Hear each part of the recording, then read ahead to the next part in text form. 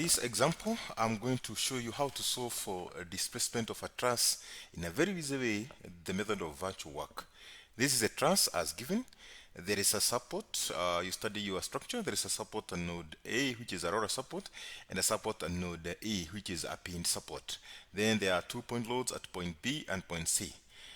This is a very classic example. We're going to see how to apply the method of virtual work. As always, it's always good to check for statical determinacy of your structure, and I'm going to tell you in a short while why that's the reason. For a truss, the formula is the number of members plus the number of reactions should be equals to twice the number of joints for a statically determinate structure. So how many members do you have? You can count them. 1, 2, 3, 4, 5, 6, 7. You record that as 7. Plus, how many reactions? Now, reactions are the support. Where we have a roller support, you know we don't have a horizontal component. So here you'll just have a vertical component, AY. And then at the other support, because it's pinned, it's only restrained against rotation, but not translation. So you'll have both the vertical reaction at E, so EY, and the horizontal reaction, that is EX. So the total number of reactions are 3. On the other side, we can count the number of joints, and if you may, I may change this pen so that you can see the difference. We have joint 1, we have joint 2, we have joint 3, these are pin joint, we have joint 4, we have joint 5. So on this side we'll have 2 times 5. So this side is 10, this side is 7 plus 3 is 10. Therefore they are equal. So this means that our structure is statically determinate. Why is this important? For statically determinate structures, we know that the equation of equilibrium are adequate. What are these equations? Summation of forces about x-axis, we equate them to 0. Summation of forces about y-axis equals to 0. And summation of moment about a point, for example, point A, should be equals to 0. This equation for statically determinate structures, they are adequate for us to determine the unknowns. And the unknowns here being the internal member forces and so on and so forth. So it's always good to check that, because you might start solving a structure that may require more than just equilibrium equations for you to solve, like compatibility condition and so on and so forth. So always good to check that. Now, a number of you have been asking me, where can I get these resources? I've created a dedicated page where I have hosted the workings in PDF and a PowerPoint, and sometimes in Word. Just type drgathimba.gambro.com and you'll be able to browse a library of these resources for your download. Never forget to share, like, and comment, so that as we continue growing the channel, more members will be informed of these informative sessions that we are making here. Good. Let's start off. You start with the mind, from the head in the mind. It's one of the 7 habits of a highly effective person. Start with the head in mind. So that's why I brought this virtual work equation. What are we, want to achieve at the end? We'll be applying this equation of virtual work, which states that a unit load multiplied by an internal virtual displacement is the total sum of internal work done. So these quantities, we need to determine them step by step. This being the force due to unit load. This is force due to actual loads. This is the geometry of the truss. This is the member lengths, and then AE. These are what we call the actual rigidity. So L, the geometry is given, and what is not given you can determine. For example, for each of the members, for example, member AD, these slant members, you can determine from geometry. For this is 4, this is 3, then this is 5. You know that, and then you can get these angles, these theta's. Now with that, so it means all else are known. So we go on determine the other quantity, n. So to determine n, these are the internal, these are the member forces due to the externally applied force. So to do that, first of all, we need to determine what we call the reaction that the support of the actual, the real structure, the real system. The real system. Remember, we are dealing with the virtual work method. So we'll be having virtual loads and the real loads. The real loads are the ones that are applied actually. So basically what you do, equilibrium conditions, you determine the reactions, and then you start using the method of restriction of joint. To me, that is the easiest one you can follow. You can use the method of sections to determine the internal member forces in either of these members. Now, starting with the reactions, let's see, we can use the summation of forces is equals to, summation of force in x direction is equals to 0, and you only have an external force, Ex, So it means Ex is equals to 0. This collapses.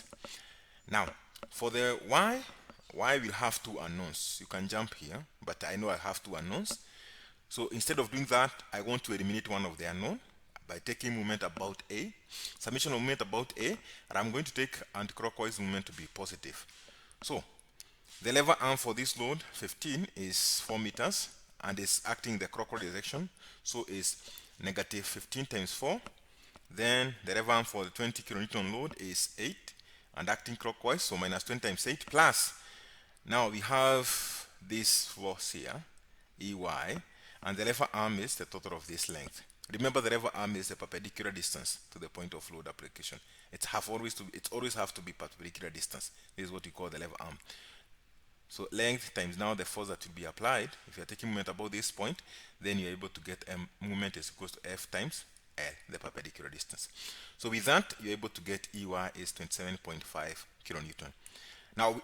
Now that we have solved for one unknown vertical force, I can be able to use the third equilibrium condition, summation of forces in y direction is equals to 0. Remember, y direction, we are following the standard Cartesian plane, 2D Cartesian plane. So AY, this AY plus EY, because I've taken that up is positive, should be equal to the negative ones. The negative force is 15 plus 20. So you're able to get AY is equals to 7.5 kilonewtons. Quite easily done. So I come here in my free body diagram. This is the free body diagram. I substitute for the reaction that I have calculated. The vertical reaction at node A is 7.5. The horizontal at node E is 0. The vertical at node E is 27.5 kilonewtons. So I have all the externally applied forces, including the reactions. Again, to get the member forces, I know when I want to use the method of resolution of the joint, I need to get the direction cosines. So I'm determining these angles, theta. They are very easy to determine because we know this special, triangle, the one that makes 90 degrees, 4, 3, 5. So this theta I can be able to get, for example, when I'm at joint A, I'm just using joint A for illustration. When I'm joint A, this theta will be, sine theta. I don't even have to determine the angle to save my working because what I'm interested in are direction cosines, the sines and the cosines. So sine theta will be, there is a way we used to say in high school, SOHCAHTOA. This is sine is equals to opposite of hypotenuse, cos is adjacent of hypotenuse, tangent is opposite of adjacent. So sine theta 3/5, because this will be 3, opposite of hypotenuse. Cos theta is adjacent of hypotenuse. Very easy. So with that, you are going now to take each of the joints and do the method of resolution of joints. I think this one we have worked before with a number of examples. If not, you can still refer to more videos in this channel to determine that. But we are going to do it very quickly and very easily because it's easily explained here. It's very clearly explained here. So let's say take an example of joint A. This is joint A here. And I want to get the forces in the vertical direction. I want to get the forces here. So summation of forces in the y direction, equilibrium equation should be equals to 0. So FAD. And another thing I'm going to take is that at either joint, tension will remain positive and compression will remain negative. That one's, the sign convention are very important. Anything, and when we talk of tension, it's acting away from the node. I think I explained that in a different video. You can always refer to that. Okay? And when it's compression, but think of it this way: if you want to know the direction of the arrow, think of if this member is not there, what would happen? If it will collapse inside, it means the member, to maintain it the way it is, that stability, it's pushing this joint. So if it will collapse, of course, this member will be in compression. It means if to maintain this condition, the member force is the direction, it's pushing the joint. Okay, we say that's the direction for compression. Now let's go back to resolution of forces, joint A.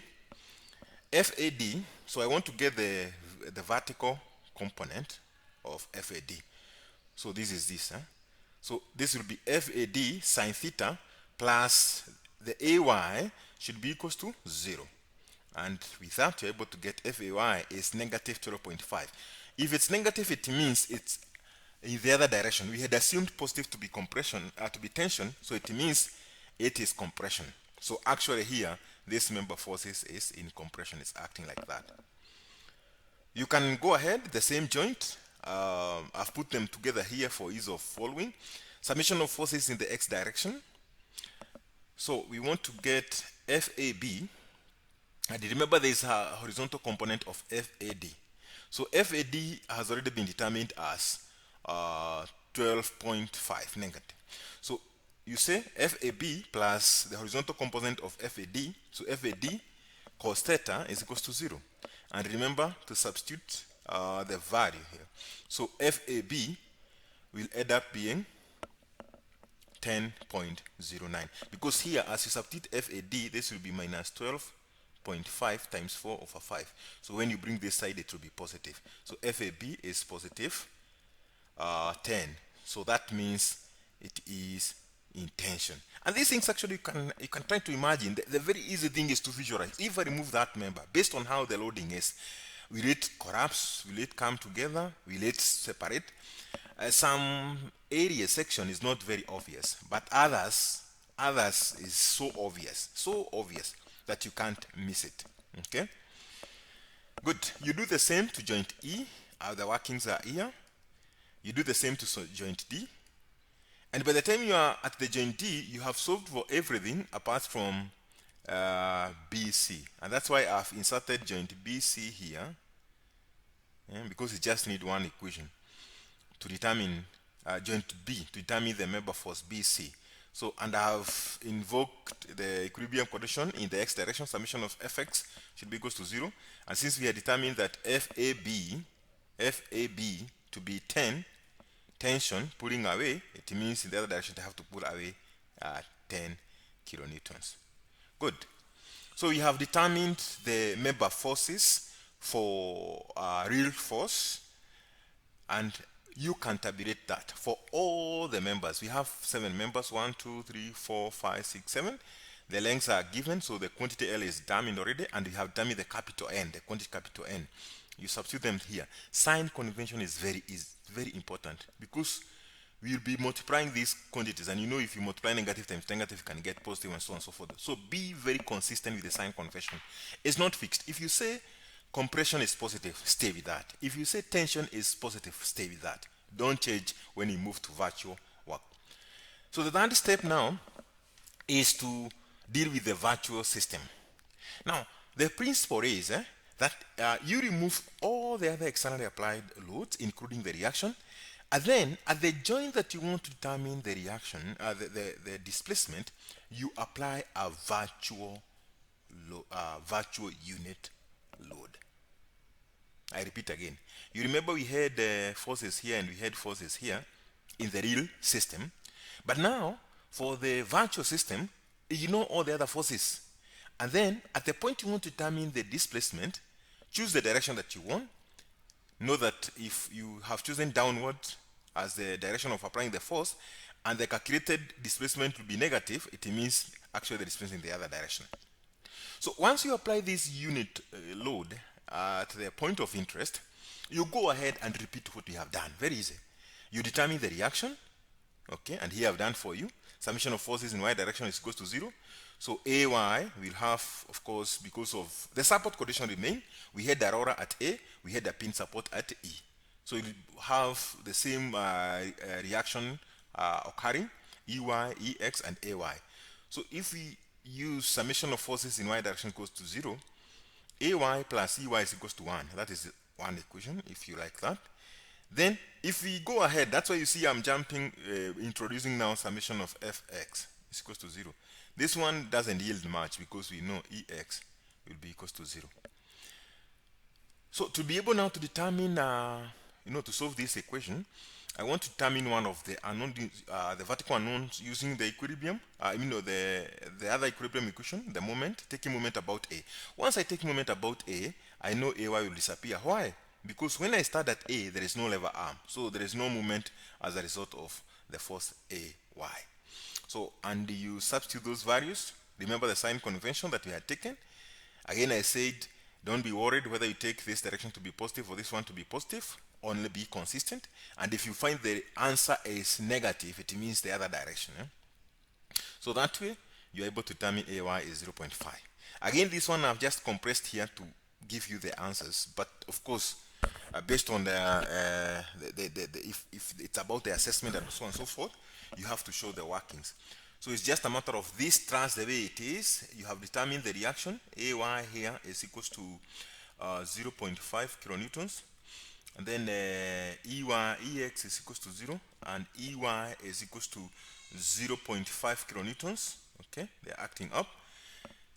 With just these three forces, now you can do the method of reaction at the joints, and you resolve for each of the member forces. And as I can see, there are so many members with zero values because, of course, we remove the other forces. So some members are just redundant, they are not carrying any load. So you do the workings as we have done with the real forces. If you have any query, don't shy off. Just ask that question in the comment section, and I will respond to it.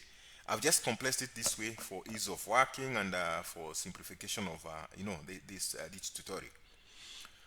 So we go ahead now that we have determined both the capital N, the real member forces, and the virtual member forces, that we have the AL.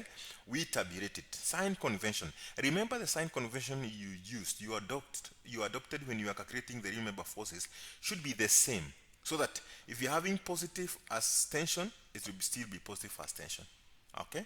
Otherwise, if you interchange, when you come to virtual member forces, you start changing the sign convention, these things will mess you up because we are going to do multiplication. We are interested in determining this quantity. Small n times capital N times L. Okay? So that's why we are tabulating n, capital N, small n, and L. Then you get this quantity in kilonewtons squared per meter. So you do all that for all the members, and then you sum up, because this is summation of n and L over capital AE. So once you have this quantity, you divide by AE. AE is not given in this case. And our displacement, we divide by 1 kilonewton on this side and 1 kilonewton on this side. But since now AE is not given, units here are not very, very important. They are not very necessary. You can put them, of course. It will be kilonewton squared per meter over kilonewton. So it will be meter. But basically, that's it. We've done with that example. That's why I said it's a very easy worked example. And if you are interested in following another example that we did for a truss, you can follow a video that I'm going to post up here, and you click that link. That's the end of my tutorial. Again, I remind you, you can download these results in this website. And see you in the next video. Don't forget to like, share, subscribe for more learning tutorial. Until the next video, is bye-bye from this side.